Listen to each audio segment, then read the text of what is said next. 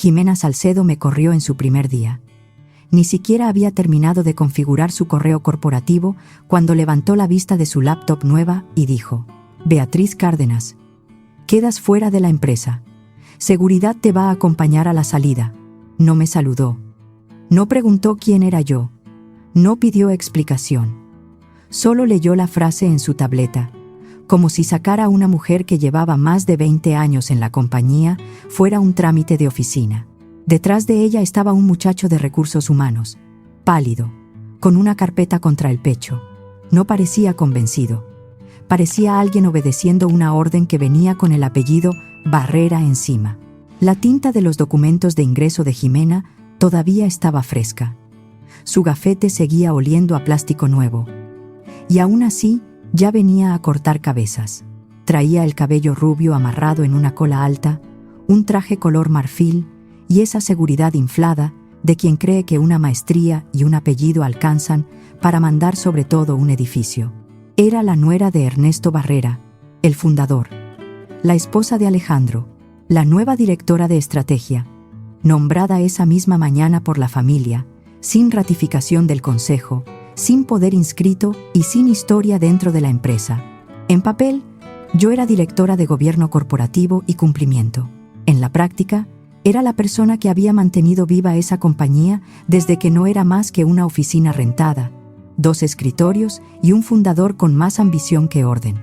No discutí, no alcé la voz, no le expliqué nada. Me puse de pie, acomodé mi saco negro y le entregué mi gafete al guardia con una calma que no se aprende en un curso.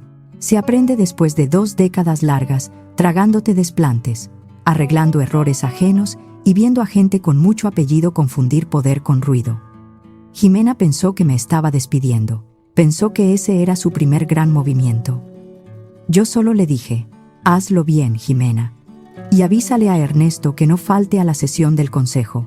Después, caminé hacia la salida. Pasé junto al muchacho de recursos humanos, que no se atrevió a mirarme. Pasé junto al guardia, que parecía más confundido que firme. Pasé frente a la fotografía enorme del fundador en el lobby, sonriendo con sus hijos, sus nietos y varios directores que no habían durado ni 5 años. En esa foto no estaba la mujer que había escrito las reglas que mantenían vivo el negocio. Jimena tenía unas horas entre su primer abuso de autoridad y su primer problema legal serio. En ese tiempo, me la imaginé celebrando, tal vez mandándole un mensaje a Alejandro desde la oficina que antes usaba yo. Tal vez pidiendo que le llevaran una botella de espumoso caro. Tal vez redactando una publicación para LinkedIn sobre liderazgo valiente, decisiones difíciles y nuevas etapas. Mientras ella jugaba a ser ejecutiva, el expediente para el consejo ya estaba listo. Solo faltaba anexar el memorándum de remoción que Jimena acababa de firmar. Cláusula 17C, así se llamaba. Estaba en el convenio de accionistas y en los estatutos desde hacía años, dentro de una sección que casi nadie leía porque todos decían lo mismo. Eso nunca va a pasar. La cláusula no hacía magia. Pero sí obligaba al Consejo a suspender facultades provisionales y revisar cualquier remoción ejecutiva hecha por alguien sin nombramiento ratificado, sin poder suficiente y sin votación formal. Hasta que el Consejo resolviera, cualquier decisión de alta dirección quedaba sujeta a revisión de la accionista mayoritaria y del Comité de Gobierno Corporativo. La accionista mayoritaria era yo. Jimena no lo sabía. Ernesto sí, pero llevaba años actuando como si el libro de acciones fuera un trámite más, no la columna vertebral de la empresa. El paquete base estaba preparado desde hacía tiempo, porque en una empresa familiar uno aprende a no confiar solo en la buena voluntad. En cuanto Recursos Humanos digitalizó el memorándum y el sistema registró la firma de Jimena, anexé esa prueba, activé formalmente la cláusula y envié la notificación certificada. La recibieron el presidente del consejo, el director jurídico, auditoría externa, los inversionistas principales y el notario que había protocolizado las actas. A los consejeros fuera de Monterrey les llegó la versión digital con firma y acuse. En la sede, las asistentes recibieron carpetas físicas, todo fechado, todo firmado, con el memorándum de Jimena incluido, sus errores de redacción y la firma nerviosa del muchacho de recursos humanos. Jimena pensó que me iba a ir callada. Lo que no sabía era que yo nunca construí esa empresa para que me vieran. La construí para que sobreviviera a personas exactamente como ella, impacientes, protegidas por un apellido y convencidas de que una oficina prestada les daba derecho a desarmar lo que no entendían. Para cuando su publicación de LinkedIn iba a la mitad, su nombre ya estaba marcado en el sistema interno. Directiva no ratificada, facultades suspendidas en revisión accionaria. Y Ernesto Barrera, su suegro, todavía no había visto el paquete completo. Pero lo iba a ver. Mi nombre no aparecía en los folletos porque yo nunca quise salir en la foto. Yo era la firma al final del contrato, la llamada que hacían cuando un banco pedía explicaciones o cuando una auditoría empezaba a oler mal. No quería reflectores. Quería estructura, estabilidad, control y, sobre todo, acciones. Mientras la familia bautizaba salas de juntas con nombres de nietos y repartía placas a directores que apenas llevaban un año, yo cobraba de otra forma. Medio punto aquí, un punto completo allá. Participación accionaria en lugar de bonos. Votos en lugar de aplausos. Cada vez que cerrábamos un trato complicado, evitaba una demanda o convencía a un inversionista de quedarse, negociaba otro pedazo, en silencio.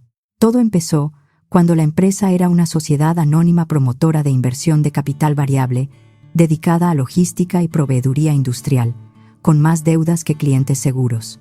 Ernesto era visionario, sí, también era desordenado. Podía convencer a un banco de prestar millones, pero olvidaba pagar a proveedores. Yo llegué a ordenar, cerrar huecos y volver legal lo que él hacía por impulso. Después del primer año, me ofreció un puesto elegante. Le dije que no. ¿Prefieres acciones?, me preguntó, medio burlándose. Prefiero propiedad, le contesté. Se rió. ¿Quieres ser dueña del techo en lugar de sentarte debajo? Exacto, le dije. Para el tercer año, yo tenía 18%. Para el octavo, ya tenía 41%, incluida la compra del paquete del antiguo director financiero, que salió en medio de un divorcio y una pelea por gastos mal registrados. Él necesitaba liquidez. Yo necesitaba control. Después vino la crisis con el hermano de Ernesto. Una demanda familiar que pudo destruir la compañía. Ernesto quería pagar para que todo desapareciera. Yo negocié el cierre, blindé los acuerdos y evité que el desastre llegara a la prensa. A cambio, tomé 31% más. Así llegué al 72%. Redondeado, aunque el sistema marcaba 72.04%. No hubo desfile, solo actas protocolizadas, libro de acciones, firmas y un convenio que todos firmaron con prisa porque pensaron que yo solo apagaba incendios legales. Dentro de ese convenio estaba la cláusula 17C. La redacté después de que un sobrino de Ernesto intentó despedir a medio equipo de mercadotecnia porque no le gustó una campaña. Ahí entendí que el verdadero riesgo de una empresa familiar no siempre viene de afuera. A veces entra por la puerta principal, con apellido conocido y cero criterio. La cláusula quedó para emergencias, para abusos, para decisiones peligrosas. Durante años nadie la tocó, hasta Jimena. Lo que ella no entendió, lo que no le enseñaron en ninguna maestría ni en ninguna comida familiar, es que la cercanía con el fundador no sustituye un acta, un poder, ni una votación. Esa mañana, con una sola frase, Jimena activó el mecanismo, una remoción, sin votación, sin causa, sin proceso, firmada por una persona sin ratificación del consejo y sin facultades reales para hacerlo. Yo no mandé solo una carta. Mandé el paquete completo: convenio de accionistas, desglose de participación, actas notariales, acuerdos de inversión, copia del nombramiento provisional de Jimena, copia de su memorándum de remoción y confirmaciones de recepción.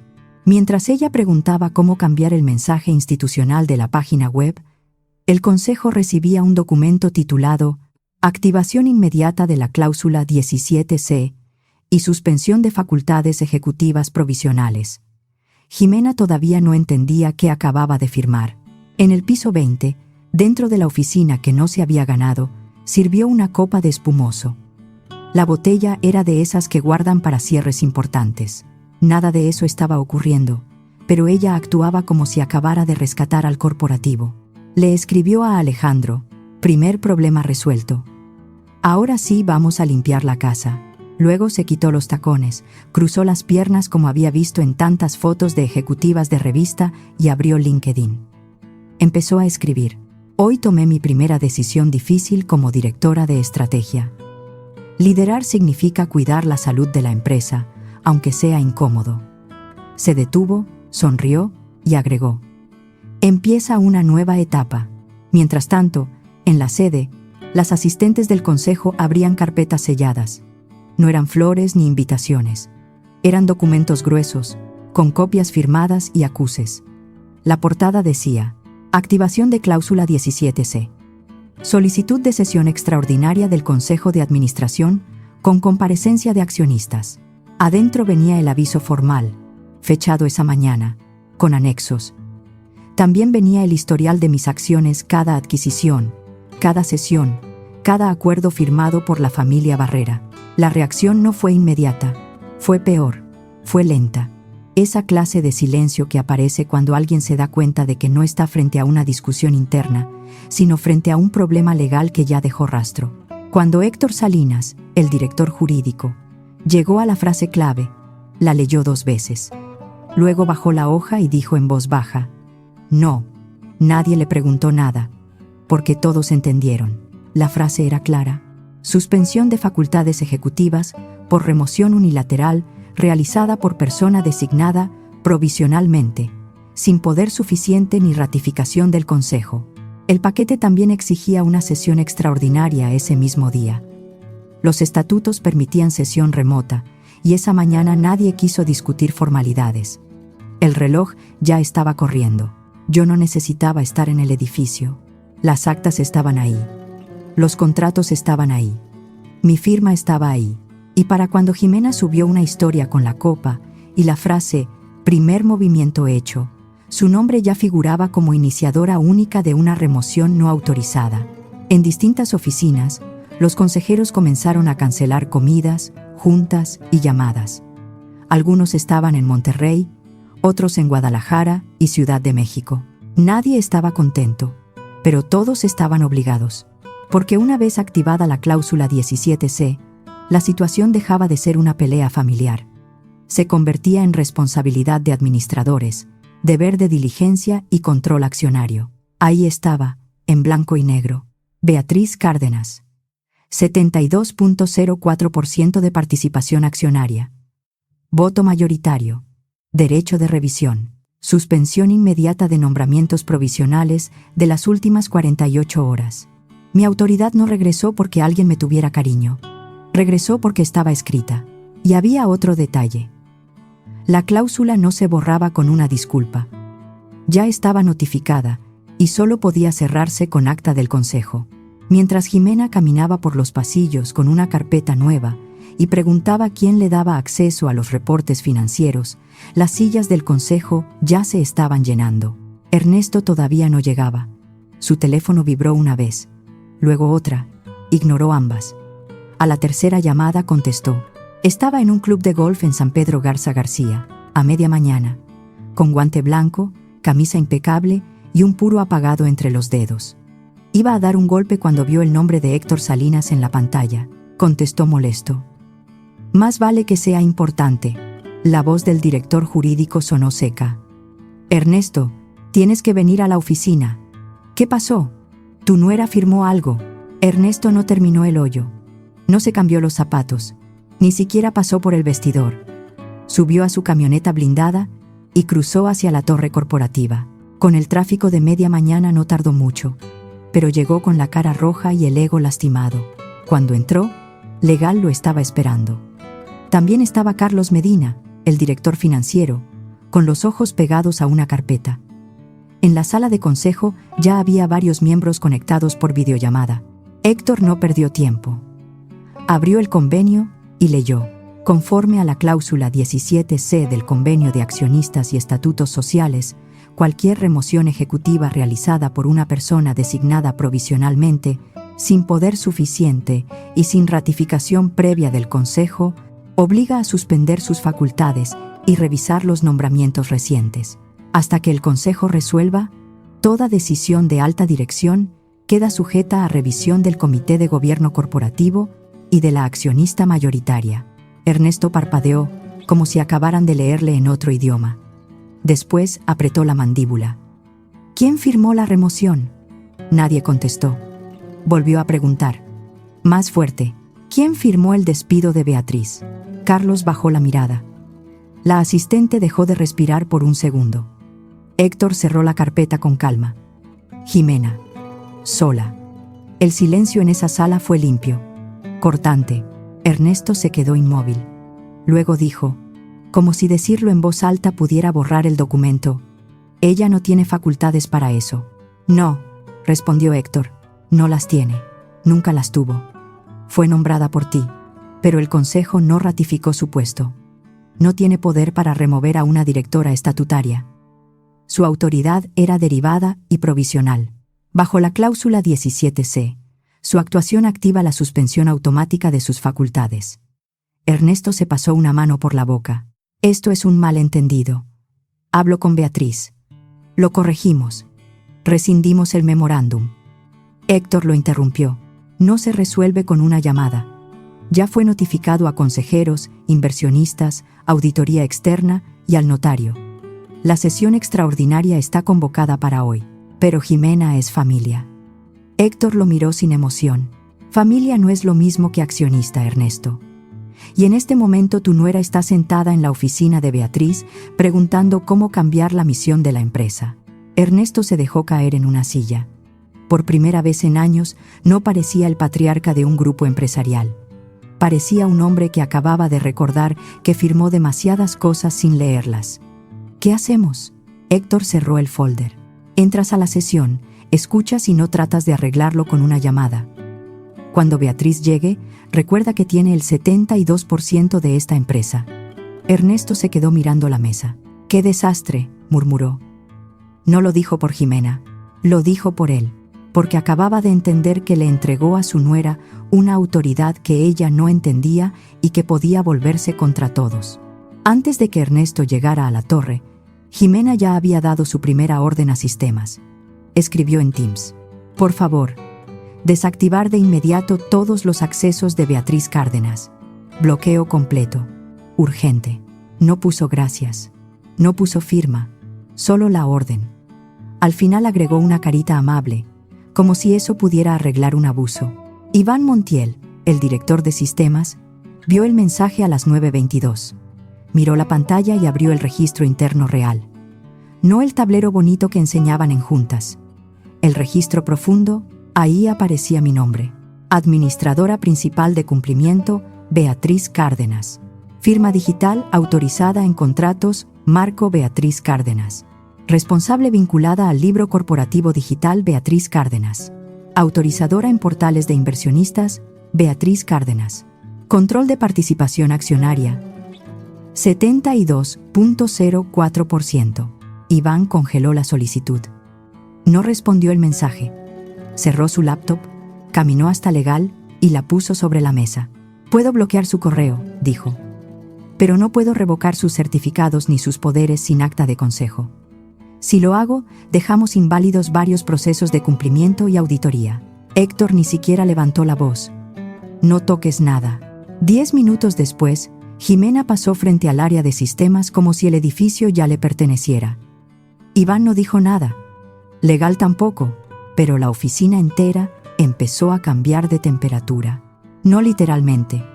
En Monterrey hacía calor afuera, pero adentro se sintió ese frío que aparece cuando todos saben algo y nadie quiere ser el primero en decirlo. Jimena regresó a mi oficina y releyó su publicación de LinkedIn. Hoy tomé mi primera decisión difícil como directora de estrategia. Liderar significa cuidar la salud de la empresa, aunque sea incómodo. Estoy orgullosa del rumbo que viene. Miró el cursor parpadeando y escribió otra línea. Empieza una nueva era, pero no publicó. Algo se sentía raro. Su correo estaba demasiado silencioso. Nadie de Legal le había respondido. Ningún consejero la felicitó. Alejandro tampoco contestó como esperaba. Luego vio que el tablero ejecutivo estaba en gris. Intentó abrir el libro corporativo digital. Error. Intentó autorizar cambios en la placa y accesos del despacho. Denegado. Intentó programar un comunicado interno. Bloqueado. No era que el sistema estuviera fallando, era que la estaba rechazando. Entonces le vibró el celular. Un mensaje de un inversionista que ella apenas conocía. ¿Qué está pasando? Pensé que Beatriz era intocable. Jimena lo leyó 2 veces. La palabra intocable no hablaba de ella, hablaba de mí. La misma mujer que acababa de intentar borrar con un memorándum. La misma mujer que seguía apareciendo como firmante autorizada en los registros que Jimena ni siquiera entendía. Jimena miró su publicación. Hoy tomé mi primera decisión difícil. Borró la frase completa. La publicación se quedó en borradores. No cerró la ventana. Solo se quedó mirando la pantalla, con la mano inmóvil sobre el mouse. En otra oficina, Ernesto tenía la cara entre las manos. Y en sistemas, Iván guardaba una copia segura del registro con una etiqueta simple, cláusula 17C. Ese fue el momento en que Jimena empezó a entender algo que nadie le enseñó. A una accionista mayoritaria no la borras con un memorándum. Solo activas su siguiente movimiento. La sala del consejo ya estaba llena cuando Jimena llegó. No era una sala llena de conversaciones.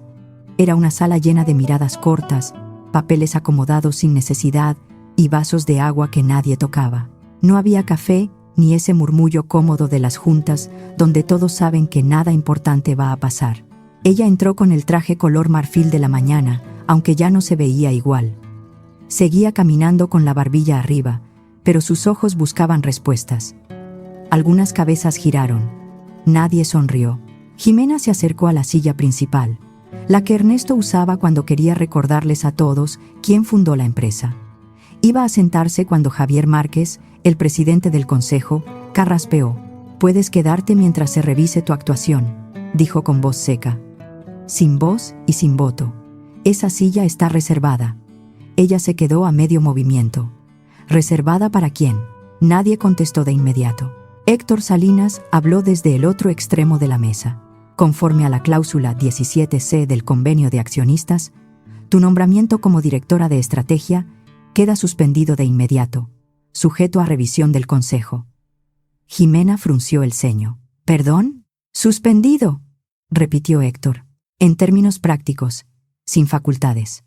Tu puesto no fue ratificado por el consejo, no tienes poder de representación y la remoción que firmaste esta mañana no estaba autorizada». Ella miró a Ernesto. Ernesto no levantó la vista. Miró a Alejandro. Su esposo tenía los ojos fijos en la mesa, como si pudiera desaparecer dentro de la madera. Alejandro no dijo nada. Esa fue su única defensa. Jimena soltó una risa pequeña, nerviosa, pero esa cláusula era preventiva, ¿no? Algo hipotético. Nadie la había usado. Héctor acomodó sus lentes. Está vigente. Fue activada correctamente.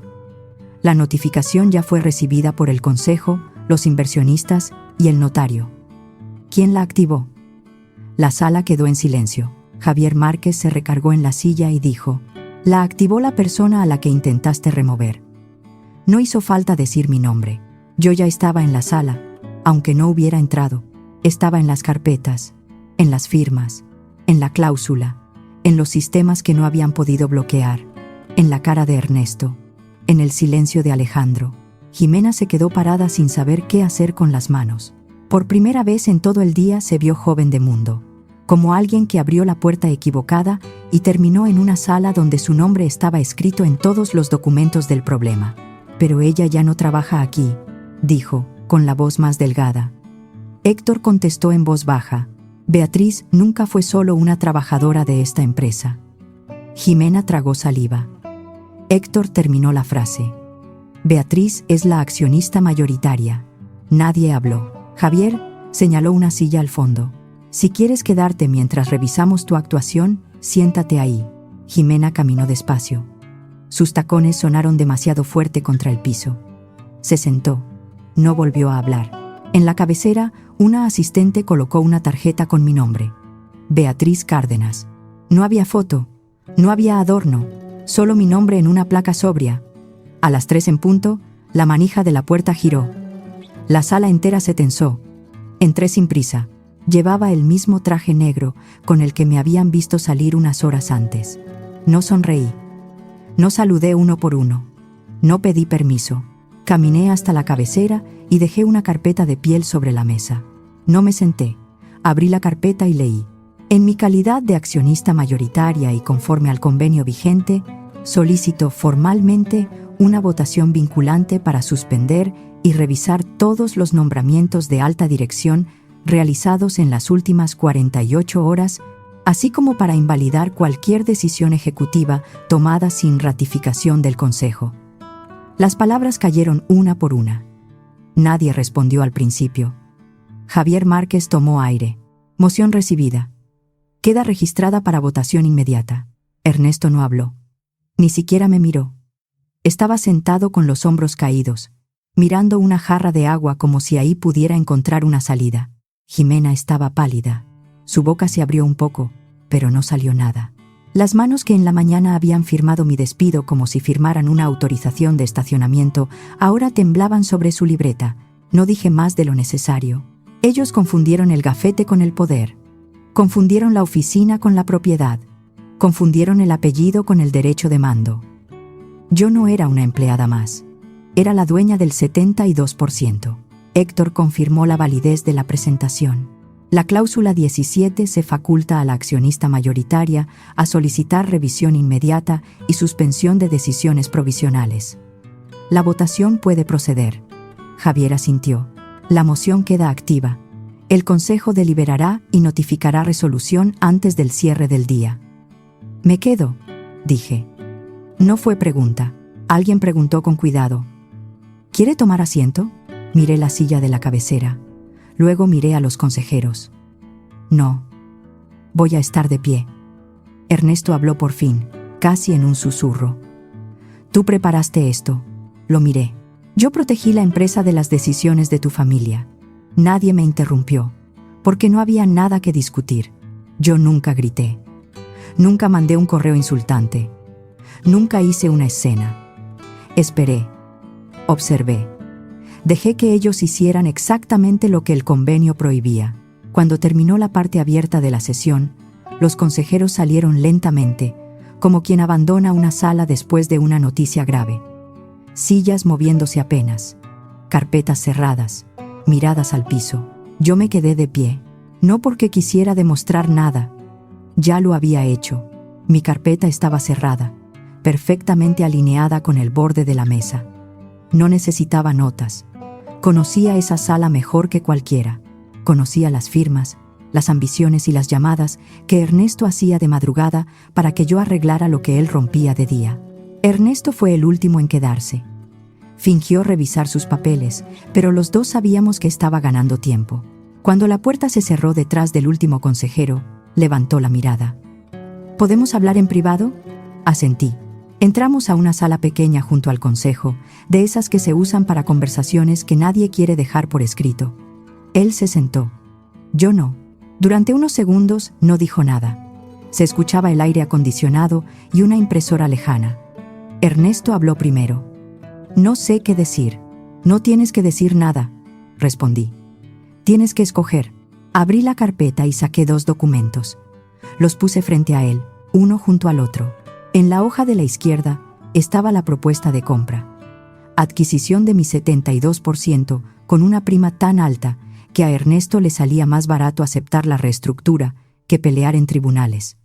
Cierre limpio, sin litigio, sin arrastrar a la familia por años. Él se quedaba con el nombre, el edificio y la fachada. En la hoja de la derecha estaba la reestructura. Yo conservaba mi participación y asumía públicamente la presidencia ejecutiva. Revisión completa de la alta dirección. Auditorías por área, rastreo de activos, fin de nombramientos familiares sin mérito, fin de títulos decorativos, fin de la empresa manejada como sala de estar de los Barrera. Ernesto miró ambas hojas como si estuvieran escritas en otro idioma. «Necesito tiempo», dijo. «No», respondí. «¿Tiempo tuviste?» Levantó la vista. No había rabia en mi voz.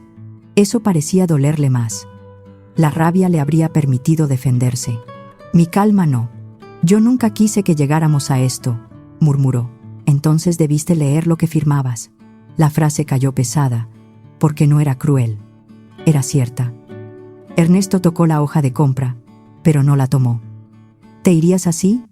¿Venderías? ¿Y ya? Puedes comprarme o puedes aceptar la reestructura, dije. Lo que no va a pasar es que este lugar siga funcionando como extensión de tu familia. Se tensó cuando dije, tu familia, porque esa era la verdad que más le dolía. Mi nombre no estaba en las placas del lobby, pero estaba en las actas, en los contratos y en el libro de acciones con más peso que toda su mesa de Navidad. ¿Esto es venganza?, preguntó. No contesté de inmediato. No era venganza. Era la consecuencia de años de firmar sin leer. Ernesto se frotó las sienes. ¿Cuánto tiempo tengo? Tomé la hoja de compra y la doblé una vez. La oferta formal te llega esta noche. Tienes 24 horas. Me dirigí a la puerta y dejé la propuesta de reestructura sobre la mesa. Antes de salir me detuve. Una cosa más. Ernesto levantó la mirada. Cuando Jimena entró a mi oficina y me corrió, no cometió un error. Tomó una decisión. Abrí la puerta y lo dejé solo. La respuesta llegó antes de medianoche, no por orgullo, sino porque sus abogados ya le habían explicado el costo de pelear. Ernesto no compró mis acciones. Aceptó la reestructura. A la mañana siguiente, el edificio se sentía distinto. No más ruidoso, no más silencioso. Distinto. Como si alguien hubiera quitado un cuadro bonito y por fin se vieran las grietas. No hubo anuncio con música. No hubo comunicado celebratorio. No hubo desayuno especial. Solo apareció una invitación en el calendario de la alta dirección: reunión obligatoria de transición ejecutiva. Ernesto no llegó. 5 minutos antes de la reunión, su correo salió a toda la empresa. Después de muchos años de trabajo y compromiso, he decidido separarme de mis funciones ejecutivas por motivos personales. Confío plenamente en el Consejo de Administración y en los accionistas para guiar la siguiente etapa de la compañía. Nadie respondió. Jimena llegó a las 8:57 de la mañana, con un saco gris, zapatos bajos y la cara de quien no durmió. Intentó pasar su gafete en el acceso al piso ejecutivo. El lector no sonó. Lo intentó otra vez. Nada. El guardia se acercó con respeto. Señora Salcedo, me pidieron acompañarla a recepción. Ella no gritó. No amenazó con llamar a Ernesto. No pidió hablar con Alejandro. Él tampoco apareció para defenderla. Ese silencio fue parte de su caída. Jimena solo entregó el gafete, el teléfono de la empresa y las llaves de la oficina que nunca había sido suya. Mientras caminaba hacia el elevador, miró la pantalla del lobby donde antes aparecían los nombres del equipo directivo en una animación brillante. Ya estaba actualizada. Presidenta ejecutiva designada por acuerdo de accionistas Beatriz Cárdenas. Sin foto, solo el cargo. El nuevo equipo se reunió a las 9 en punto. No era un desfile de parientes ni amigos de comidas privadas. Era un grupo serio de gente que sabía reparar una empresa sin espectáculo.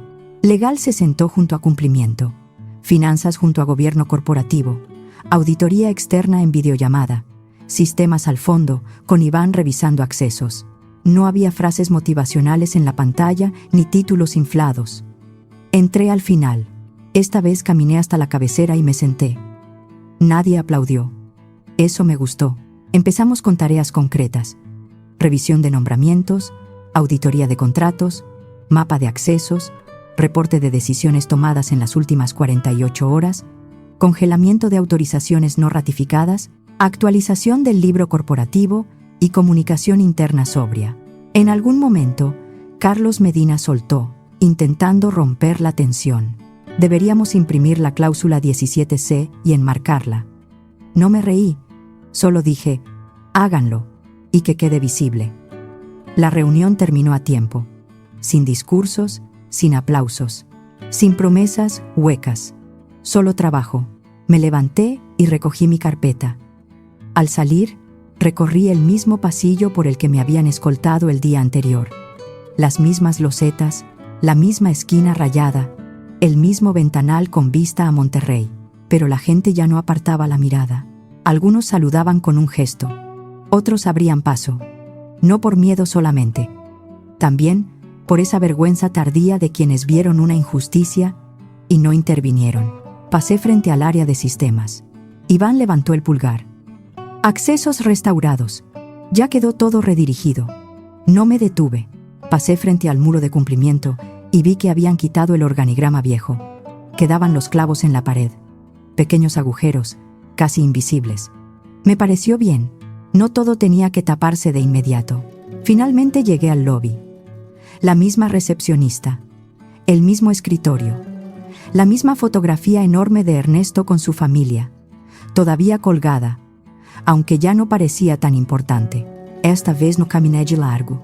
Me acerqué al mostrador y dejé mi carpeta sobre la superficie. La recepcionista me miró, nerviosa. Sonreí apenas. Voy a necesitar un gafete nuevo, le dije. Uno con el acceso correcto. Ella soltó una risa mínima, más de alivio que de gracia. Tomé mi carpeta y seguí caminando. No regresé porque me hubieran perdonado. No regresé porque alguien me hubiera dado permiso. Regresé porque mi salida nunca había tenido sustento. Ese día, entendieron que el apellido no firmaba actas. Y yo me senté en la cabecera para empezar por lo urgente.